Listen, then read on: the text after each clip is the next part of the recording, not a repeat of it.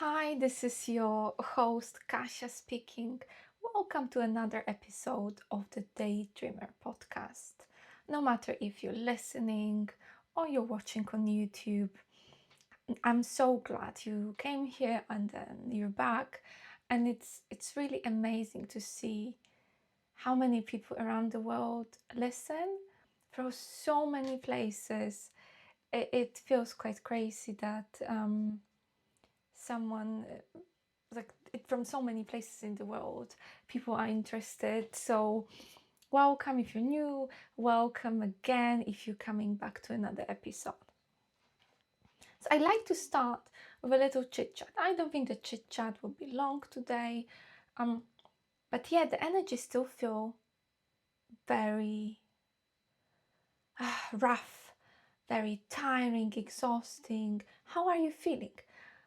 Has the spring, depending where you are in the world, on this hemisphere, we are coming into this, we are fully in the spring right now. Everything is blossoming, the weather is getting much better, which obviously helps. At the same time, there is this underlying tiredness. I don't know why. I thought I was like kidding myself that the second we finish energies from the last year, it will be much more energetic immediately, practically. And it is quite weird to think to believe, because in reality, that what happened last year was so severe, like the energies were so severe that it takes a long time to recover. So if you are still recovering from the energies of last year, if you think unwell, if you are tired, if your body is ill, you're not alone. This is what I wanted to say today. And let's move on to the subject for today. And the subject for today is how to attract your soulmate. Love, finding love, being happily in love, finding your happily ever after is such a such an important thing to so many of us. All humans need to be loved. It's in us. It's like in our soul. There's this beautiful, purest energy of all. It's so important. We crave it from parents. We crave it from partners. It's just like amazing to know that you are this one special person for someone. It really is amazing. So I want to do a little bit of a caveat here. Everybody has a different story, right? So these are only examples of what things you should look at to attract your soulmate. There will be a lot covered here that should be resonating with majority of people, but still, we are individual beings with our own stories. So obviously, it's not a personalized approach. It's a generalized approach, but it should be working for most of you. So I do hope that you will take away something from it. Okay, so something that nobody likes. You go to the therapist and they start from asking you about your childhood and your parents. People are typically rolling their eyes. However, we really cannot undermine the effect on our life of like what's the relationship with our parents or what type of parents they were. It's such a massive part of our life. They are with you or they're not in those years where you are have such a high flexibility, plasticity, like you're getting molded, you're learning, you are like a sponge. We know that of course you can learn every every stage of your life. But when you're a kid, children are like sponges, so they learn a lot. And it's not only languages or education, it's also behaviors and patterns, emotional patterns, behavioral patterns. It all starts there. So there are different configurations of what type of parents we had, or like I say, didn't have, because maybe you were raised by a single parent, maybe you didn't have parents at all, or maybe you had both parents but one was absent all the time. It's this classic traditional the stereotypical way of the households. A mother is taking care of the children, father is at work all day. God knows when he's come back. When he comes back, he's not being, you don't want it to bother him. I mean, you want to bother him, but he doesn't want to be bothered. And then you are so you're not that close. It's one of the options. There's many options, and a lot of them will create something to work with. I recently, and not even recently, many times in my life, I wondered what kind of relationship with your parents, or what type of parents you have to actually not be scarred in any way. I don't know. I don't know what that would be, and that I think it should be a good thing for parents. I mean, it sounds quite contradicting that when I say it's a good thing, but when you think about it, if majority of configurations of what type of parents you had create some kind of scarring on a smaller or bigger level, then maybe you don't have to worry to be perfect parent, because even a perfect parent may create some issues that the child will have to deal with. The example is if you have parents with amazing relationship, because this is also important. It's not only your relationship with the parents, but also the relationship that your parents had.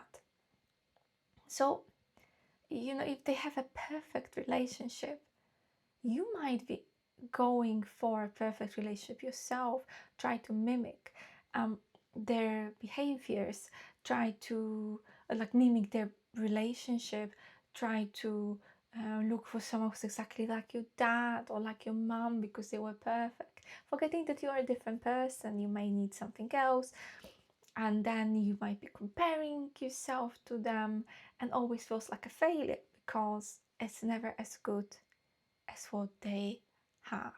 So that's why I think it's actually positive from that perspective, that if you are a parent and want to become a parent, know that you can relax a bit more. Try as much, of course, try to be a good parent, but relax that I'm not sure it's possible to act in a way that there is never anything that will cause some trouble. It obviously not everything in ourselves needs fixing, right? That's just want to say that if you live your life and you're happy and you know that you have few things, but they don't bother you too much, they don't go in the way of your relationships, fine. We typically should focus on things that are detrimental to the quality of our life. So that's parents. So I won't give you here how to fix relationship with your parents. I would like you to start, of course, you may need a specialist help if there were some bigger problems, but also I would like you to at least try starting from thinking about that relationship, looking at your current life and seeing what kind of patterns maybe you are repeating, or is there something that you're doing or see in your life that maybe caused, but something that you experienced back in the childhood. inside, it's a really good place to start, because when you, for example, start sabotaging your relationship and you know you're doing it because of something, it's much easier to control it. So this is where I want you to start. And like I said, you may need more. You may need a specialist help. You may need to go to psychotherapist, hypnotherapist. But yeah, so that's the first area that I want you to think about. Second area, so your past relationships, or even your current relationship if you are unhappy. This is something that it can be twofold. So you can be, like I said, behaving in certain way, choosing certain partners because of your parents, but there is a new thing here. Maybe it's not parents who scarred you. Maybe it's the past relationships that did. Maybe you were somehow traumatized, cheated on. Maybe there was even mental, physical abuse. Well, this is extreme stuff, but these extreme stuff happen, right? Or maybe you kept on being lied to. This is a very big chance that these things can build layers around you, like an armor that will just make you trust less. And when being, when you trust less, that you're not open in a relationship, or again, I will be using this word, self-sabotaging, because when we are scared, we can do stuff to destroy even happy relationships because we don't want to be hurt. And in our reasoning, internal reasoning, it might be that it's less hurtful to destroy this relationship that allow yourself to be even more open-hearted, and then be hurt by the other person. It can be, to give examples, it can be, let's say a man really loves a woman, and he cheated, even though he really loves her and he doesn't want to live without her, he cheats on her. And he may know why, or he may not know why. It might be that actually he's self-sabotaging the relationship because he's afraid she will hurt him. That's a very stereotypical example. It can be both ways, right? But that's one of the examples. And if we're not aware we're doing it, it's even worse. That's, again, think about it. Try to analyze your relationship, the situations. Are you repeating something? Are you continuously choosing someone that does something to you? There will be reasons behind it. And you may need to go to someone. Well, this is, again, I'm saying, don't try to be your own therapist, because we're really not that objective when it comes to us. Sometimes it's really good to talk to someone who's removed from the situation. All right, now let's move to energy. So we have different chakras, and then, energy moves through us. And in previous podcasts, I did some energy healings, guided energy healings. So you more or less should know. If not, you can listen to other episodes. What is my approach, more or less. I also want to tell you that I'm working on a book, actually. It will be a guide how to do a practical energy healing on yourself, top to bottom, plus my cards that I use for energy healing. be able to cut out from the book so you can use them to guide you a bit where you need most healing, or what's the advice, and some guided cleansing done by me. So that should be available. I do hope in May, somewhere in May, on Amazon. I will, once it's there, I will obviously show it on my social media, on Instagram, and I will talk about it in the next podcast when I already have it and link it, etc., etc. So don't worry, you won't miss it. But just letting you know. Yeah. So let's start. I always, I like to go up, down. Crown chakra. If that's blocked, you won't be getting clues from above. This is our connection to the divine. Then we have, third eye chakra. If that one is blocked, then your intuition is blocked. Your choices, your picker might be blocked, right? It's like I see it as a like a lighthouse, and it's scanning and sending these messages to your soulmate. Throat chakra. If that one is blocked, then you might be afraid to say who you really are, to show who you really are. And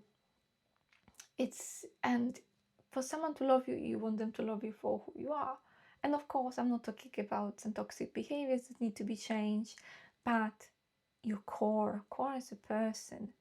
You don't want to be someone else. You don't want someone to love you because they think you're someone else. They wouldn't be in love with you, and be in love in some kind of idealistic version of you, which of course, at the beginning of the relationship, this is what happens, right? We are idealizing the other person and falling in love with that. Then we need to work through, like when the pieces start showing up, who is this person really?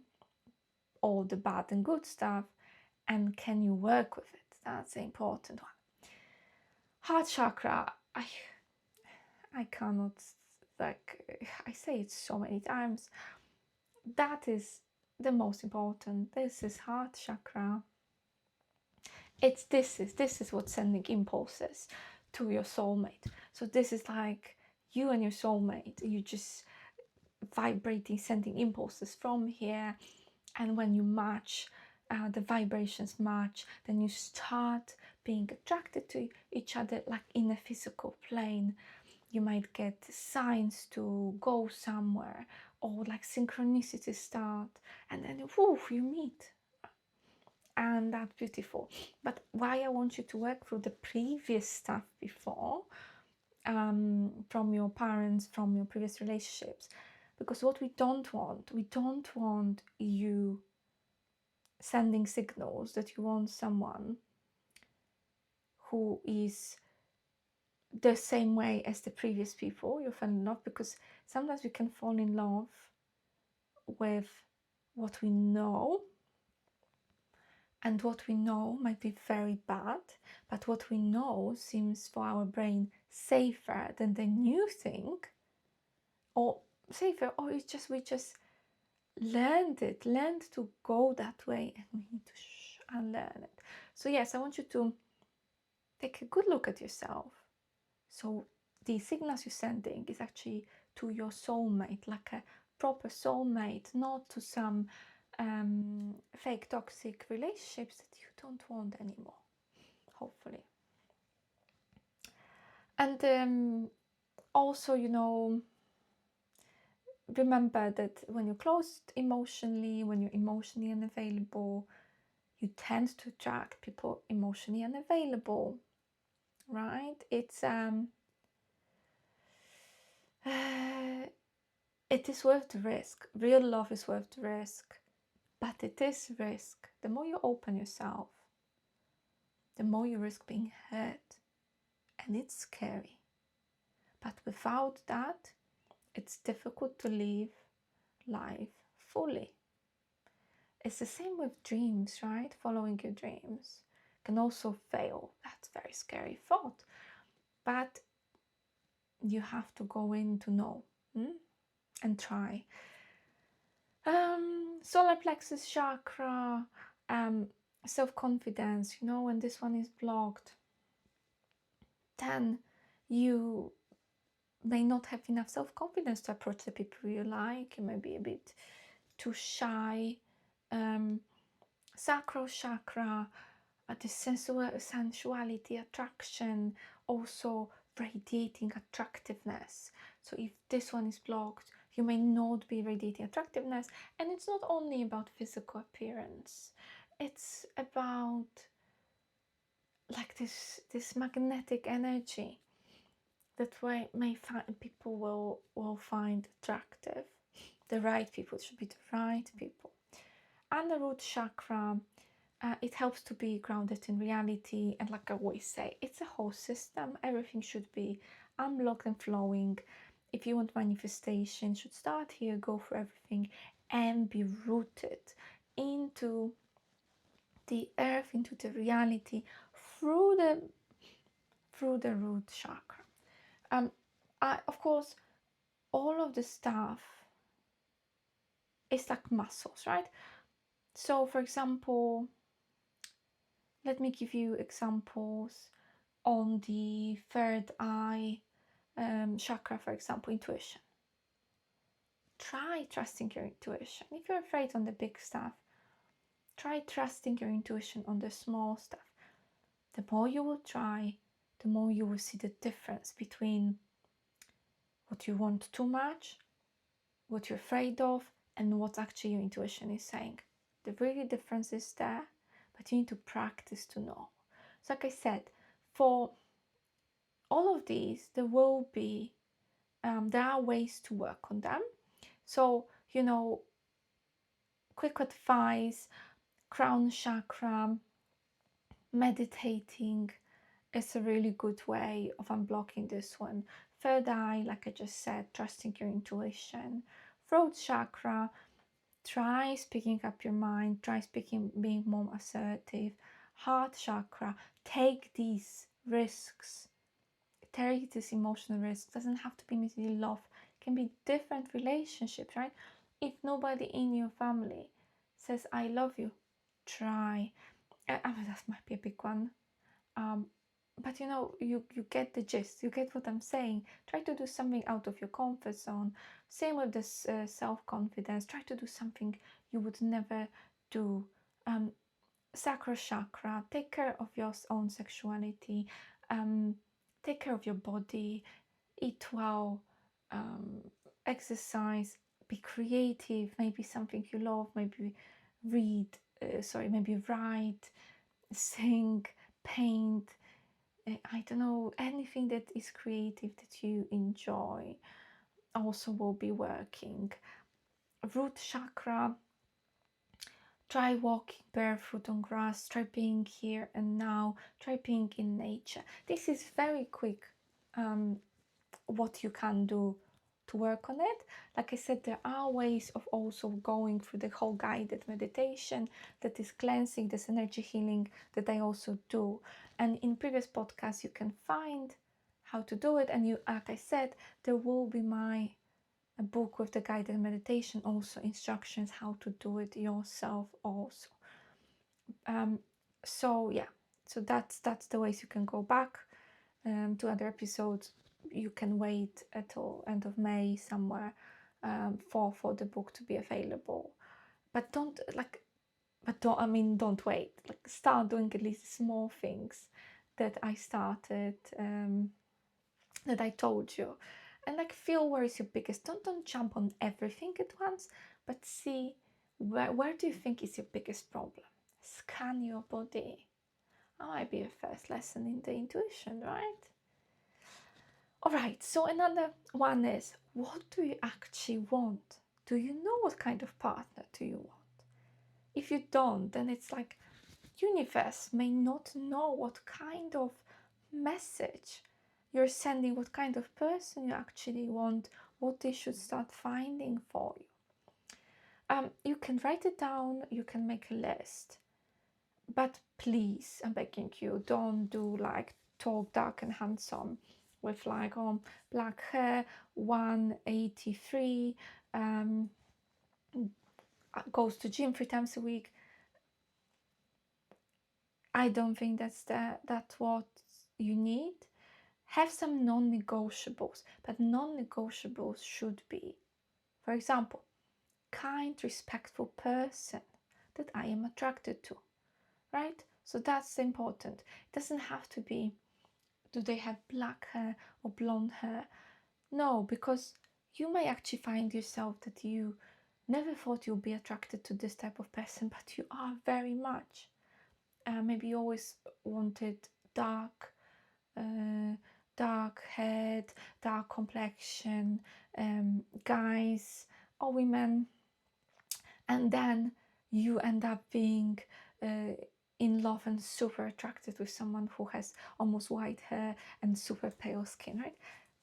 So don't block yourself there. Attraction is important, don't get me wrong, but don't just block yourself on the very like specifics. The important thing is you are attracted to that person, not what type of colors, hair color do they have. That's the thing. Yeah, and once you write it down, think about it. Like, what do you actually want in a person? It doesn't mean you get exactly that, but that puts your thoughts on something, like structurizes the wish, and then asks the universe to deliver to it. Put that list somewhere. Live your life, and once you find your soulmate, then take a look. How different is that? All right. What is also important? Yeah, when I said go live your life, have a happy life. Maybe a little older, but don't just sit at home and just, sulk. Just go out, have fun. If you don't have, oh, sorry, something's my eye. Hopefully that will be gone soon.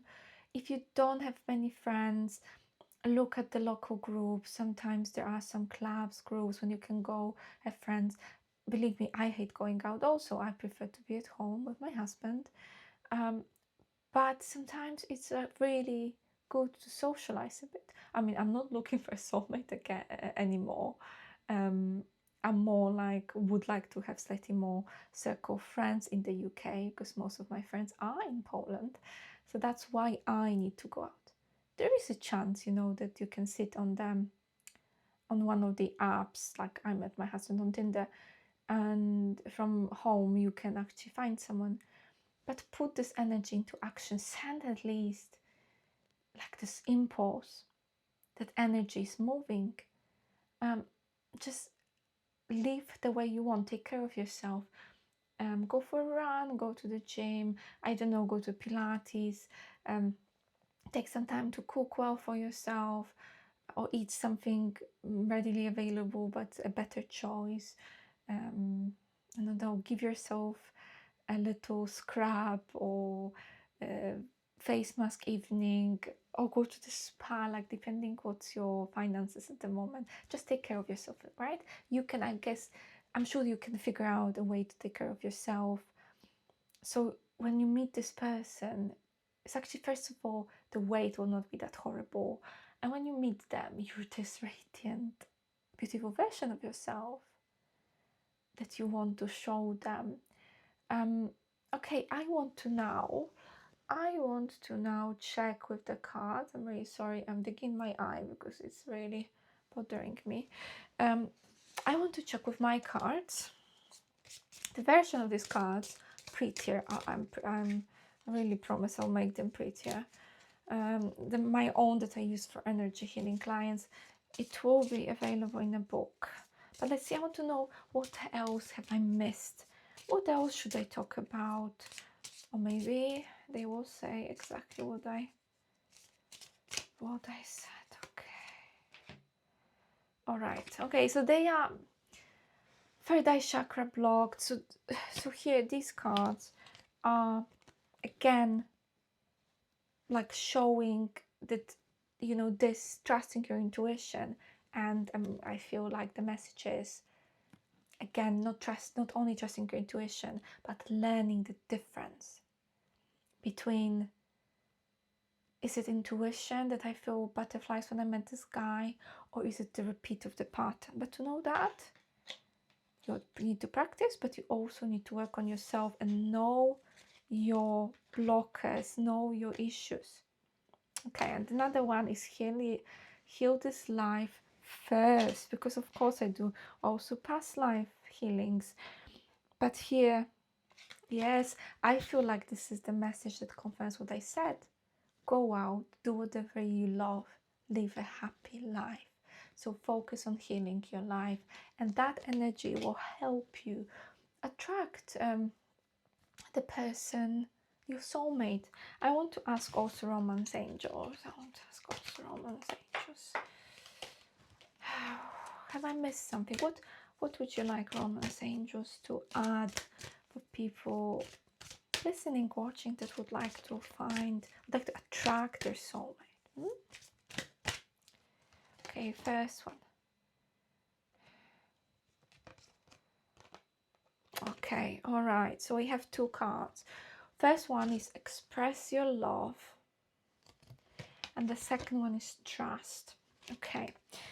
So the first one is go ahead and make the romantic gesture. So how I see this card, it's actually again telling you to go out and live your life and socialize. It might be for someone to take a first step. If you have an eye on someone, there might be a message to you.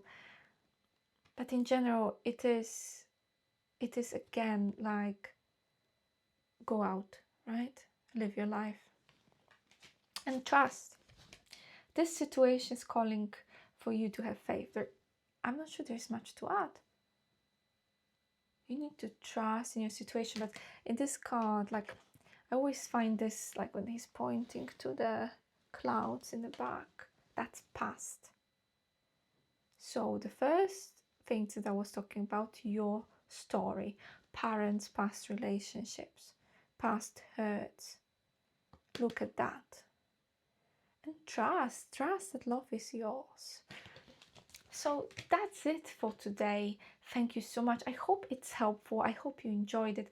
Please like, comment, subscribe. It will really, really help me. Also review. It would be lovely if you review, because that will help me to get to more people. Thank you so much. Bye bye.